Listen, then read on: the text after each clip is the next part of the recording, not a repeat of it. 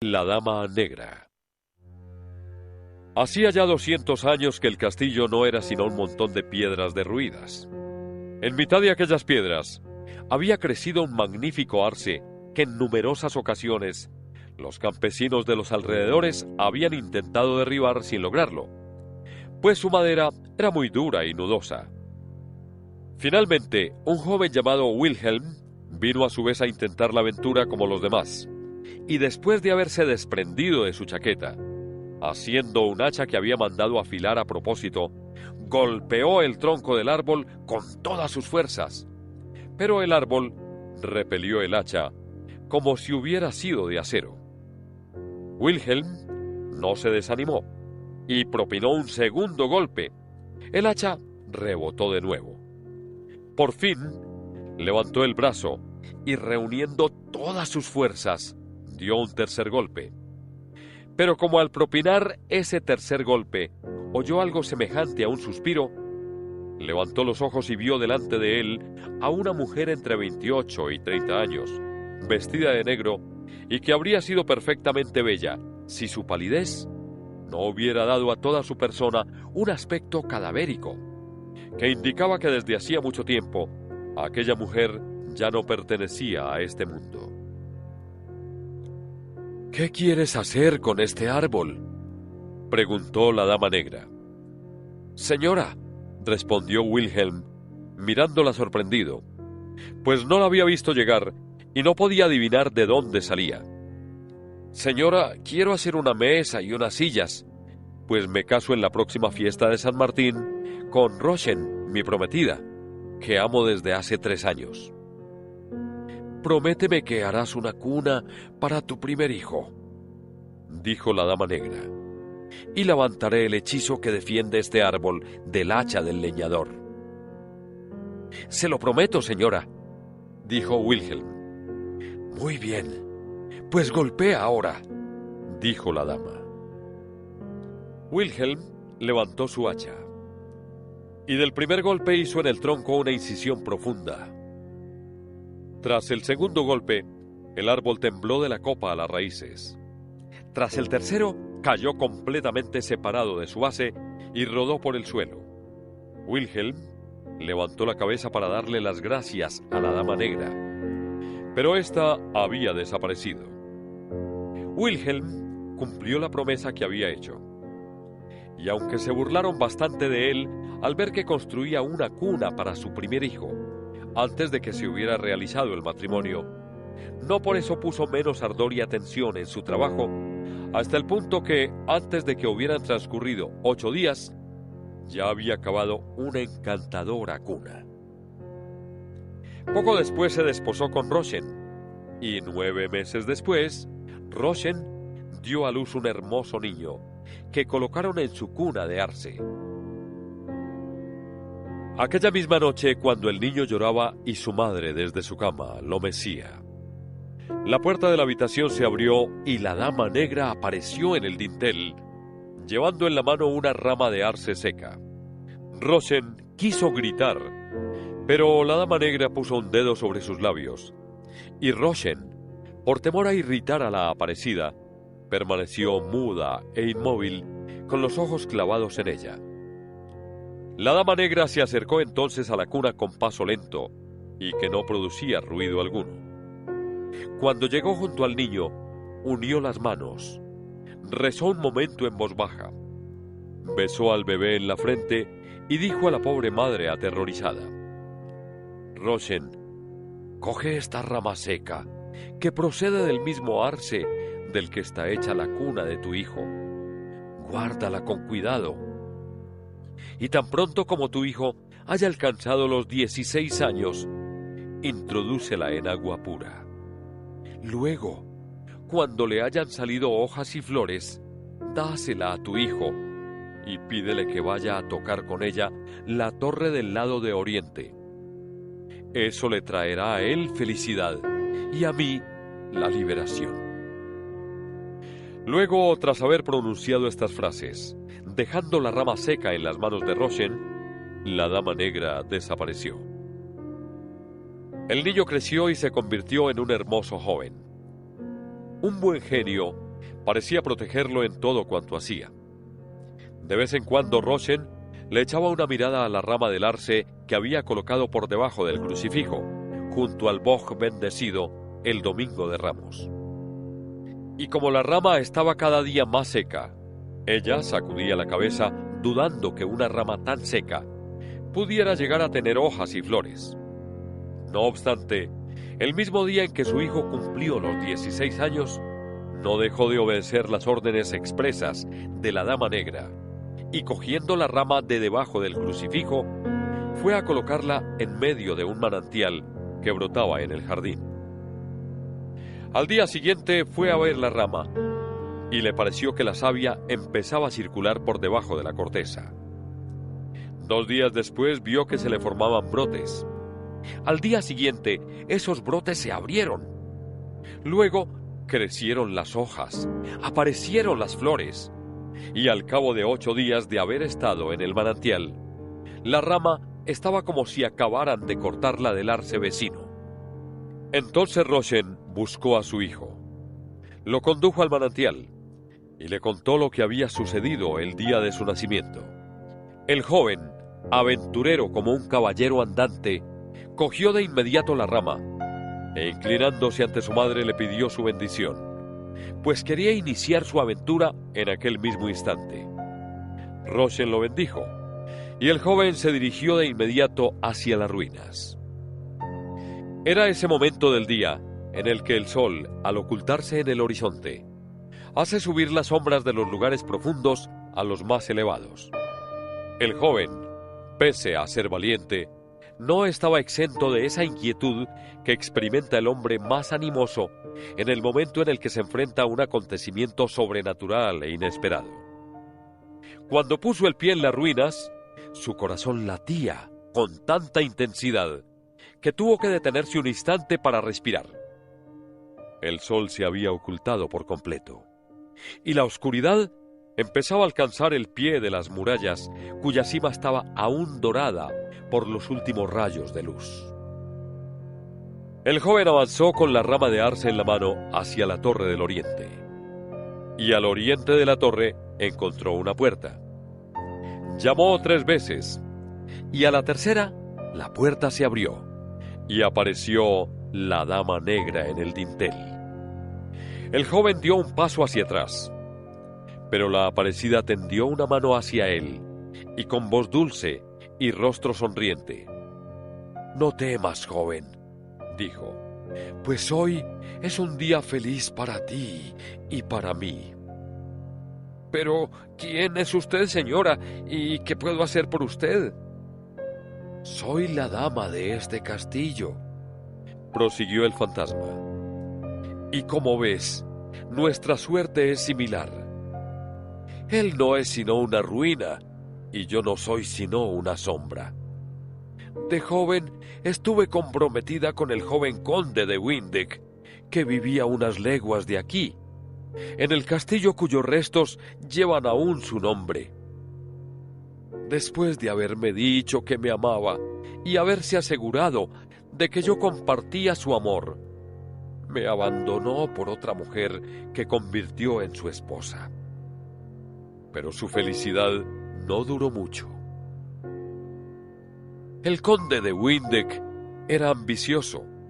Entró en la liga contra el emperador y murió en un combate en el que su partido fue derrotado.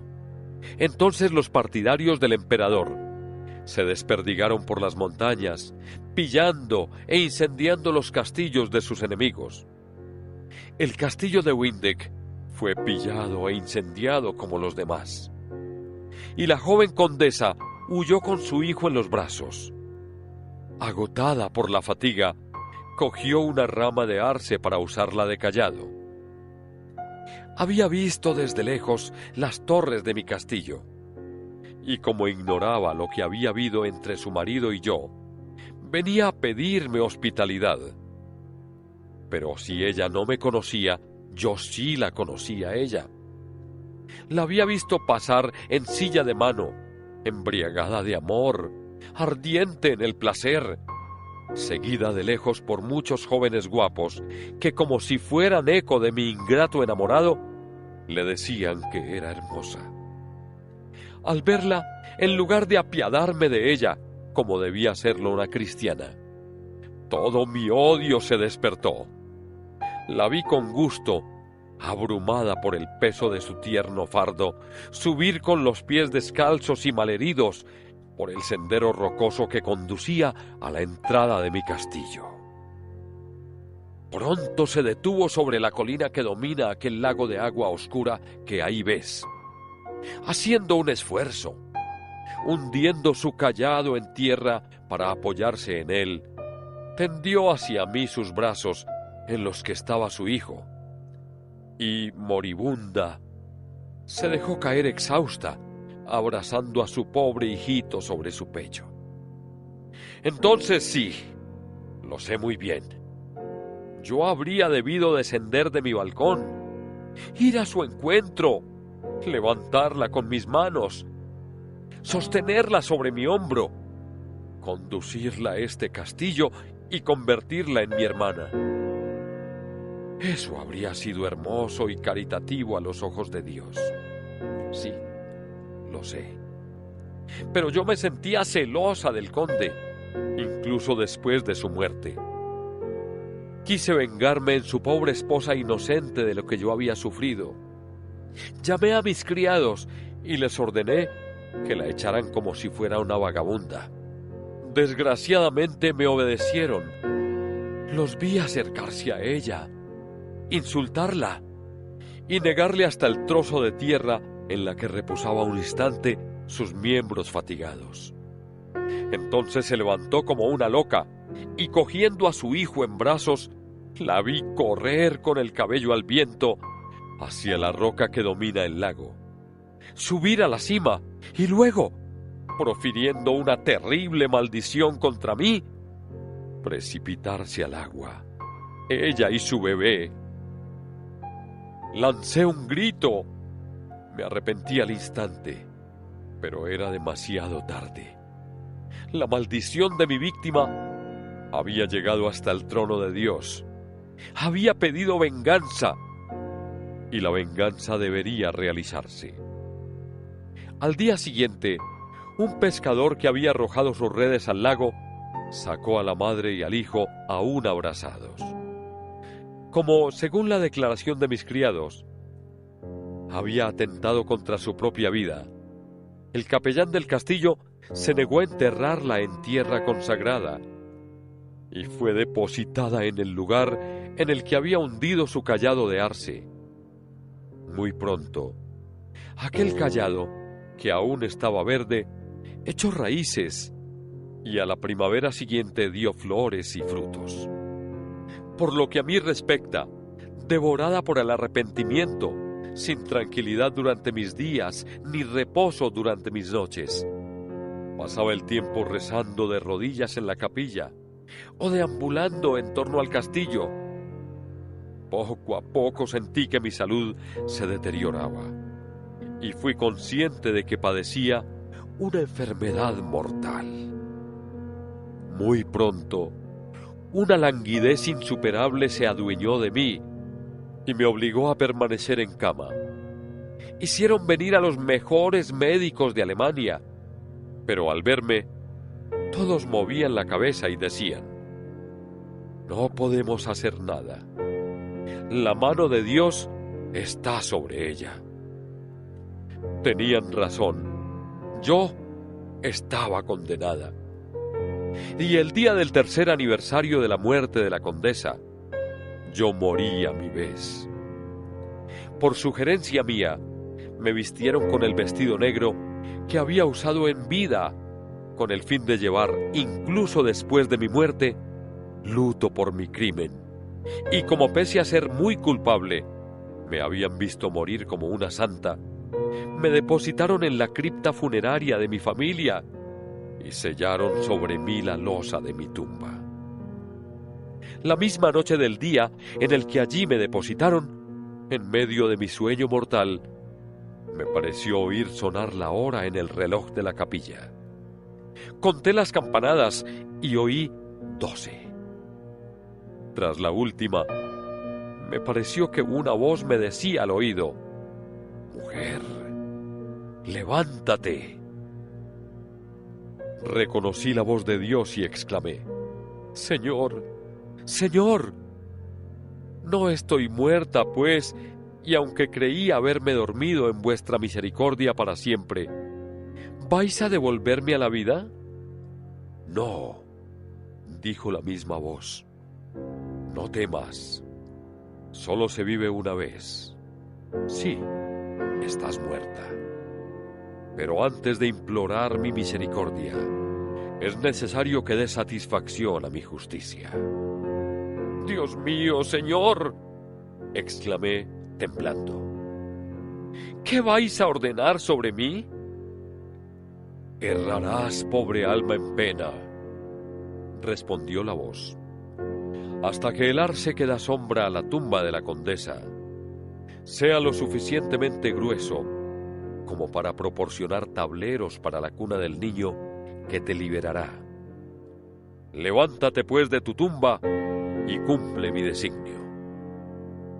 Entonces, con la punta de un dedo, levanté la losa de mi sepulcro y salí, pálida, fría, inanimada, y deambulé alrededor de mi castillo hasta que se oyó el primer canto del gallo. Entonces, como impulsada por un brazo irresistible, entré en esta torre cuya puerta se abrió sola ante mí y me tendí en mi tumba, cuya tapa se cerró sola. La segunda noche fue igual y todas las noches que siguieron a la segunda. Esto duró casi 3 siglos. Vi cada año caer una tras otra las piedras del castillo y brotar una a una todas las ramas del arce. Finalmente, del edificio y de sus 4 torres, solo quedó esta.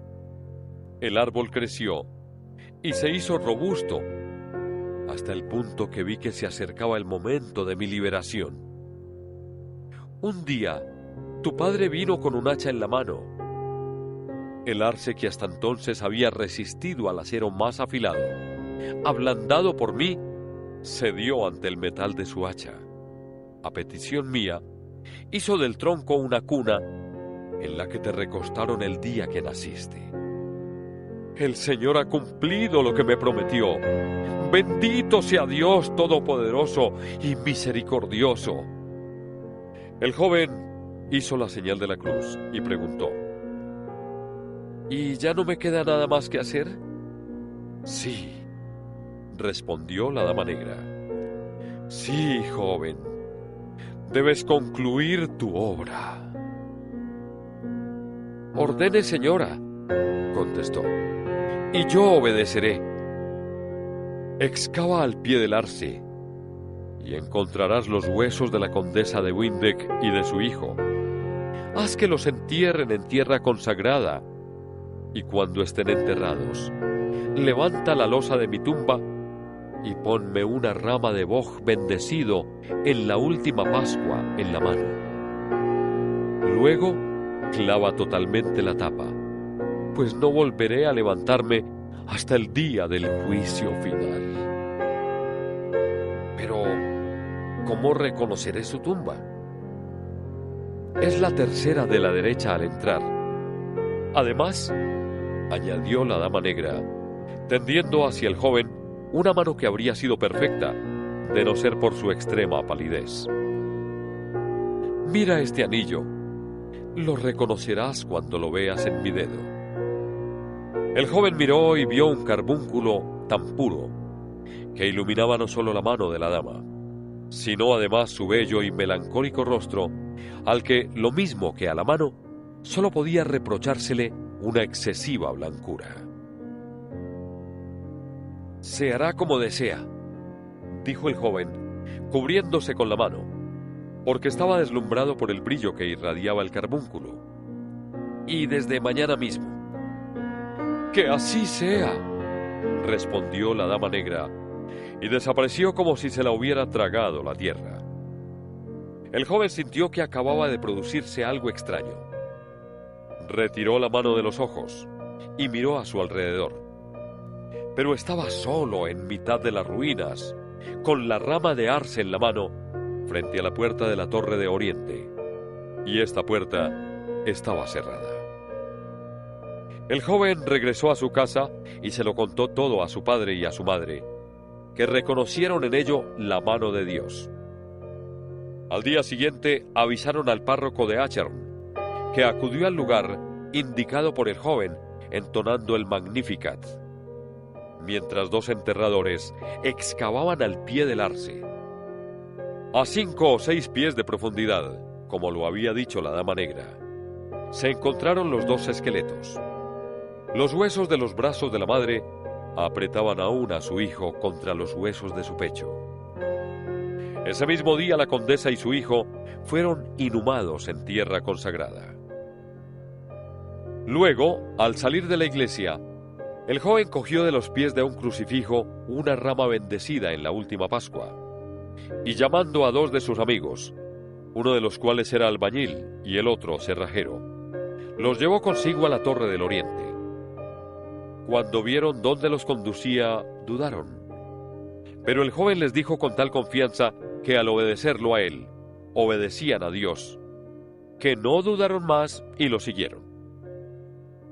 Al llegar a la puerta de la torre, el joven se percató de que había olvidado la rama de arce con la que la había tocado la víspera, pero pensó que su rama bendecida tendría sin duda el mismo poder, y no se equivocó. Apenas el extremo de la rama seca hubo rozado la maciza puerta. Esta giró sobre sus goznes, como si la hubiera empujado un gigante, y una escalera surgió ante ellos. Encendieron las antorchas de las que se habían provisto, y descendieron. Tras el 20º escalón, llegaron a la cripta. El joven se dirigió a la tercera tumba, y llamó a sus 2 acompañantes, para que le ayudaran a levantar la tapadera. Una vez más dudaron, pero su compañero les aseguró que lo que iban a hacer, lejos de ser una profanación, era un acto de piedad. Unieron pues sus fuerzas y destaparon la tumba. Contenía un esqueleto descarnado en el que el joven no logró reconocer a la bella mujer que le había hablado la víspera, y a la que, como ya hemos mencionado, solo podía reprochársele una palidez excesiva. Pero en los huesos de su dedo vio brillar el magnífico carbúnculo sin par en el mundo. Le colocó en la mano la rama bendecida, cerraron la tumba e invitó a sus amigos a sellarla lo más fuerte posible. Los 2 acompañantes así lo hicieron. Es en esa tumba que aún hoy se muestra a los visitantes suficientemente animosos como para atreverse a penetrar bajo las bóvedas de la capilla subterránea, donde reposa la Dama Negra, esperando el juicio final. Fin. Excursión sur le bord du Rhin, 1841.